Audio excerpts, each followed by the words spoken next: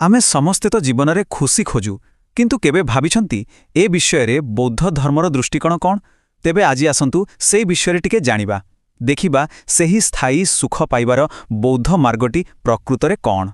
कथाटा टिके अजब लागुनी। आमे समस्ते तो खुशी चाहूं हेले सेईटा सबुबेले हाथ पांतारू केमिति के जानी खसी जाए। तेबे एहा एमिति एक प्रश्न जाहार उत्तर आज आमे मिसिकी खोजिबा। आम सुखर खोज सत्य जेमिति गोटे असरंती दौड़ आमे समस्ते एक अनुभव पछरे हित दौड़ुछु। चलंतो देखिबा ए दौड़ आमको कुआडे नेउची। बुद्ध कहिथिले दुनियार सबु जीव सुख खोजंती। आमे जदि निज जीवन को देखिबा एकथाटा पूरापूरी सत्त लागिब। आमे गोटे एमिति खुशी पछरे गोड़ेछु जहा सबुबेले पाखरे थिला भली लागे किंतु हाथकू आसेनी। तेबे प्रश्न हेउछि आमे भूल करूछु केउठी। आउ बौद्ध शिक्षा अनुसारे आमे भूल जागारे खोजुछु। आमे बाहर दुनिया रे सेही जिनिसटाकू खोजुछु जहा प्रकृतरे आम भितरे ही अच्छे। एठी गोटे जिनस बुझिबाकू पड़िबो आनंद आउ सुख भितरे फरक। देखंतु आनंद आमको बाहर जिनसरू मिले जेमती गोटे नुआ गाड़ी किणिले किंबा किछि बढ़िया खाई दिले किंतु ए खुशीटा बेसी समय रहेनी। अन्यपटे सुख हेउछि भितर आसुथबो गोटे अनुभव गोटे गभीर शांति जहा बहुत दिन पर्यंत रही थाए। तो सेथिपाई जितेबेले आमे बाहर दुनियार जिनसपत्र भितरे खुशी खोजु एहा ठीक सेमिति जेमिति गोटे सुखिला कूअरू पानी काढिबाकू चेष्टा करिबा शेषरे केवल निराशा ही हाथकू आसे। तेबे जदि उत्तरटा बाहरे नाही ताहेले अछि केउठी। बुद्धंक पहिबा अनुसारे उत्तर आम भितरे अछि, आम मन भितरे। आम मन ही सेई जगह जेउठी दुख आउ सुख दुईटा जाक तयारी हुए। धर्मपदरे ए विषय गोटे बहुत सुंदर कथा कुहा जाइछि। सेथिरे लेखा अछि जदि केही अपवित्र मनरे कथा कुहे किंबा काम करे दुख ता पछे पछे ठीक सेमिति गोड़ाए जेमिति बलद पथरे सगळ चक। माने सीधा कथा हैला अशुद्ध मन ही दुखर कारण। आउ ठीक यार उल्टा कथा भी सेतिकी सत। जेतेबेले मन शुद्ध होई जाए सुख आम छाई भड़ी सांगरे चले।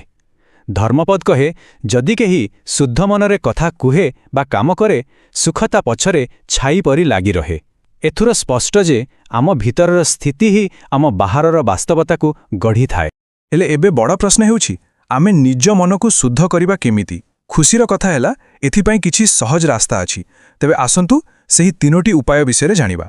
एही तीनोटी उपाय हैला प्रथमत वास्तवता को स्वीकार करिबा, द्वितीय उदारता बा दान करिबार अभ्यास और तृतीय क्षमा करिबा। चलंतु गोटी गोटी करी एगुडुकू टिके भल भावे बुझिबा। प्रथम रास्ता वास्तवता को स्वीकार करिबा। देखंतु जीवनटा गोटे समुद्र भली एठी सुख दुखर ढेउ तो उठिबो आ पड़िबो। आमे से ढेउ को रोकी पारिबानी किंतु ता सांगरे पहरिबा निश्चय शिखि पारिबा। माने जेतेबेले किछि खराब हुए कष्टरे भांगी पड़िबा बदलरे सेथिरु कोन शिक्षा मिलिला सेईटा उपरे ध्यान दबा कथा। द्वितीय रास्ता उदार हेबा। जिनिसपत्र संग्रह करिबारे जो खुशी मिले सेईटा बेसी दिन तिष्ठेनी किंतु जेतेबेले आमे बिना कोनोसी आशा रखी काहाकू किछि देउ काहाकू साहाय्य करू सेथिरु मिलुथिबा आनंद हृदय सबुदिन पाए रही जाए।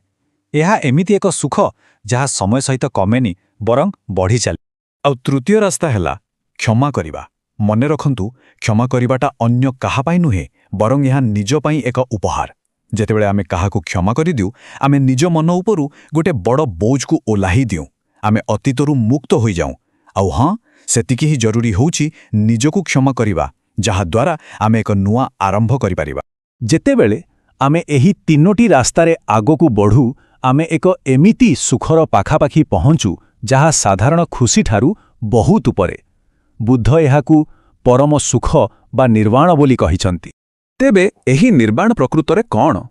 एहा केवल दुखर शेष नुहे बरं एहा मनर एक एमिति अवस्था जेउठी सबु प्रकार इच्छा राग आउ मोह शांत होई जाए। एहा एक एमिति गभीर शांति जेउठी मन पूरापूरी स्वाधीन होई जाए। तेबे शेषरे गोटिए प्रश्न एही तीनोटी रास्ता भितरु वास्तवता को आपणेबा उदार हेबा किंबा क्षमा करिबा केउ रास्ताटी सबुठारु अधिक शांति देई परिबो बोली लागुछि। एही प्रश्न उपरे टिके चिंता करिवे। आजि पई एतिकी।